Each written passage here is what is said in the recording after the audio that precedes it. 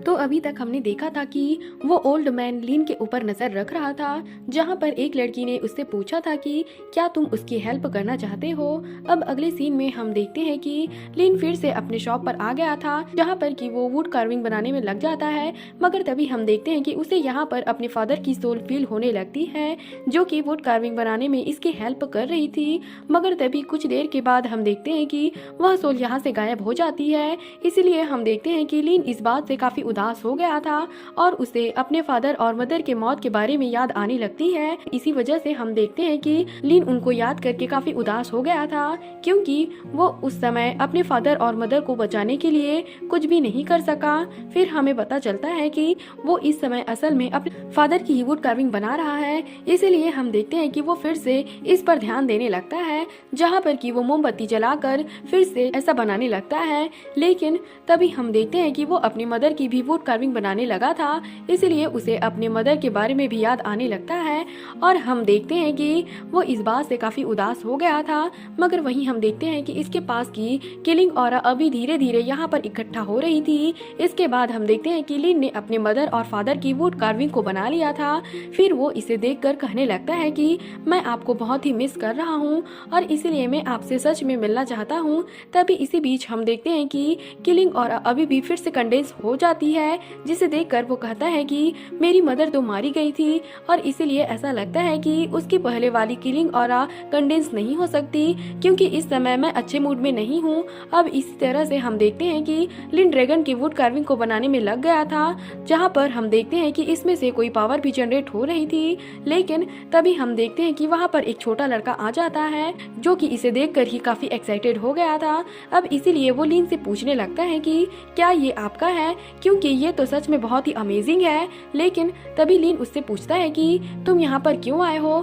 तब इस पर वो लड़का इसे एक बेल दिखाते हुए कहता है कि मैं इसे आपको देने के लिए आया हूँ। और फिर हम देखते हैं कि वो इसे गेट पर लगाने के लिए भी चला गया था, लेकिन हाइट कम होने की वजह से वो ऐसा नहीं कर पाता। जिसके बाद हम देखते हैं कि लिन इसकी हेल्प करने के लिए इसके पास आता है और वो इसके हाथ से बेल को लेकर गेट पर लगा देता है।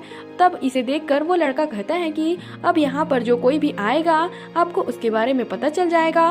लेकिन तभी हम देखते हैं कि लिन इसके बदले में उसे एक वुड कार्विंग देता है, जिसे देखते ही वो लड़का भी इस बात से काफी एक्साइटेड हो गया था। इसलिए हम देखते हैं कि वो इसके लिए लिन को थैंक यू कहता है और फिर बताता है कि मेरा नाम डैनी है। फिर वो इसे बताता है कि मैं बगल वाले आयरन शॉप पे रहता हूँ और इसीलिए आप खेलने के लिए वहाँ पर आ सकते हैं। फिर हम देखते हैं कि डैनी उसे दिखाने के लिए अपने फादर के पास में लाता है, जहाँ पर हम देखते हैं उसके फादर भी इसे देखकर काफी हैरान हो गए थे, क्योंकि इनको लगता है कि डैनी इसे चोरी करके लाया होगा। इसीलिए हम देखते हैं कि वो इसका कान पकड़कर लिन के पास में लाता है, जहाँ पर वो सबसे पहले लिन को सॉरी कहता है और फिर हम देखते हैं कि वो इसे पे करने के लिए वुड कार्विंग का दाम पूछने लगता है। तब इस पर लिन बताता है कि मैंने तो इसे फ्री में दिया है। इसीलिए हम देखते हैं कि डैनी फिर से काफी खुश हो गया था और वो तुरंत जाकर लिन के पीछे छुप जाता है। जिसके बाद डैनी के फादर लिन से कहता है कि तुम तो अभी अभी यहाँ पर आए हो और वैसे भी ये बगल वाली दुकान काफी टाइम से खाली है और इसीलिए मैं चाहता हूँ कि खाने के लिए तुम आज हमारे पास में आ सकते हो। तभी हम देखते हैं कि डैनी भी इसके लिए लिन को मनाने लगता है। अब इसीलिए हम देखते हैं कि लिन भी इसे मना नहीं कर पाता और आखिरकार वो इनके घर खाने के लिए मान गया था। तब हम देखते हैं कि डैनी और उसके फादर भी इस बात से खुश हो गए थे और अब इसीलिए वे दोनों इसे खिलाने के लिए अपने घर ले जाते हैं। मगर हम देखते हैं कि लिन आज काफी टाइम के बाद खाना खा रहा था और इसीलिए वो इसके बारे में काफी कंफ्यूज लग रहा था।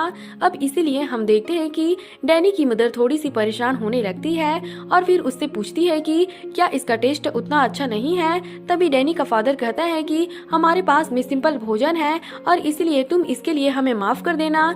लेकिन तभी लिन उसे बताता है कि नहीं नहीं, ये तो बहुत ही टेस्टी है, जिसके बारे में सुनकर वे भी काफी खुश हो गए थे। और हम देखते हैं कि वो इसे खाने के लिए और भी बहुत ही सारी चीजें इसे देने लगते हैं। फिर डैनी का फादर इसे कहता है कि अगर तुम्हें यहाँ पर किसी भी बात की कोई परेशानी हो तो फिर तुम इसके बारे में हमसे पूछ सकते हो। तभी डैनी की मदर भी कहती है कि अगर तुम्हें कोई भी सामान खरीदना हो तो डुंग टाओ के पास में चले जाना, क्योंकि वो तुम्हें बहुत ही अच्छे दाम में सारे सामान दे देगा। तभी डैनी का फादर कहता है कि वैसे तो शू के दुकान का सामान काफी महंगा होता है, लेकिन फिर भी वे बहुत ही काइंड हैं। इसके अलावा हाल ही में उनका यंग मास्टर काफी अमीर बन गया है। और फिर हम देखते हैं कि वो इसे पीने के लिए वाइन भी देते हैं, जिसके बाद हम देखते हैं कि लिन भी तुरंत इसे पी गया था और इसका टेस्ट इसे बहुत ही अच्छा लगता है। तब हम देखते हैं कि डैनी का फादर इसे और भी वाइन देता है और हम देखते हैं कि वे एक साथ में काफी खुश थे। लेकिन अब इसी तरह से हम देखते हैं कि लिन का यहाँ पर काफी टाइम गुजर जाता है, जहाँ पर हम देखते हैं कि वो एक दिन फिर से कोई वुड कार्विंग बना रहा था। इसलिए इसे देखकर डैनी उससे पूछता है कि ये किस तरह का एनिमल है, क्योंकि इसके सेल से तो ऐसा लग रहा है कि यह कोई टर्टल है। लेकिन तभी हम देखते हैं कि इसके अंदर भी कोई पावर जनरेट होने लगती है और इसीलिए डैनी इस बात से काफी डर गया था। फिर हमें पता चलता है कि असल में ये तो वही टर्टल है जिसके साथ लिन की फाइट हुई थी और आखिरकार लिन ने उसे वहाँ पर हरा दिया था। तभी लिन डैनी को बताने लगता है कि यह असल में एक एंशिएंट क्रिएचर है, जो कि वैसे तो दिखने में बहुत ही गंदा है, लेकिन फिर भी यह असल में काफी खतरनाक है और इसके पास में इन्फिनाइट पावर होती है। और फिर डैनी भी इसके बारे में जानकर हैरान हो गया था और कहता है कि हाँ, सच में ये तो काफी पावरफुल लगता है। अब अगले दिन हम देखते हैं कि डैनी इसे वाइन देने के लिए आता है, जहाँ हम देखते हैं कि लिन इस समय फिर से कोई वुड कार्विंग बनाने में बिजी था, जो कि असल में एक स्पाइडर के जैसा होता है। और हम देखते हैं कि इसके अंदर भी कोई पावर जनरेट होने लगती है। फिर हमें पता चलता है कि इसके साथ में भी लिन की फाइट हुई थी, लेकिन वो असल में लिन के पावर के सामने कुछ भी नहीं कर पाया था और इसीलिए लिन ने भी इसे बहुत ही आसानी से मार दिया था। फिर लिन डैनी को बताने लगता है कि यह फायर स्पाइडर है और इसके सभी लोग बहुत ही शार्प होते हैं। तभी हम देखते हैं कि डैनी इसे टच करने वाला होता है, लेकिन लिन ने उसे ऐसा करने से मना कर दिया था। लेकिन हम देखते हैं कि डैनी वुड कार्विंग से काफी इम्प्रेस हो गया था, इसीलिए वो कहने लगता है कि मैं अब आयरन वाला काम नहीं करना चाहता, बल्कि मैं भी अब असल में वुड कार्विंग करना चाहता हूँ। लेकिन हम देखते हैं कि डैनी के फादर इस बात से उस पर गुस्सा हो गए थे और कहने लगते हैं कि तुम्हें तो अभी कुछ भी नहीं आता, लेकिन क्या इसके बाद भी तुम वुड कार्विंग के बारे में सीखना चाहते हो। लेकिन हम देखते हैं कि लिन के यहाँ पर आए हुए काफी टाइम गुजर गया था, इसलिए वो कहने लगता है कि मैंने तो यहाँ पर 4 सीजन बिता दिया, लेकिन फिर भी मेरे पास में कल्टीवेशन लिमिटेशन वाली प्रॉब्लम है और इसीलिए मैं डिवाइन ट्रांसफॉर्मेशन लेवल से ऊपर वाले कल्टीवेटर का कार्विंग नहीं बना सकता। लेकिन फिर भी हम देखते हैं कि उसे इसके बारे में कोई भी ज्यादा चिंता नहीं होती, इसीलिए वो कहता है कि मैंने फिर भी अपना बहुत सारा कार्विंग बना लिया है जो कि मेरे मेमोरी से रिलेटेड है। फिर हम देखते हैं कि इसने अपने विलेज के बहुत सारे लोगों और बिस्ट का कार्विंग बना लिया था और फिर कहता है कि ऐसा लगता है कि इनके अंदर लाइफ है। लेकिन हम देखते हैं कि वो अपने किलिंग ऑरा को भी कंडेंस करने में लगा हुआ था और इसीलिए वो आज फिर से 3 बॉल को क्रिएट कर लेता है। लेकिन तभी एक दिन हम देखते हैं कि बहुत सारे लोग लिन के कार्विंग को देखने के लिए आए हुए थे, जहाँ पर हम देखते हैं कि वो इसके ऐसी कार्विंग को देखकर काफी हैरान होते हैं और कहने लगते हैं कि ये तो सच में बहुत ही अमेजिंग है।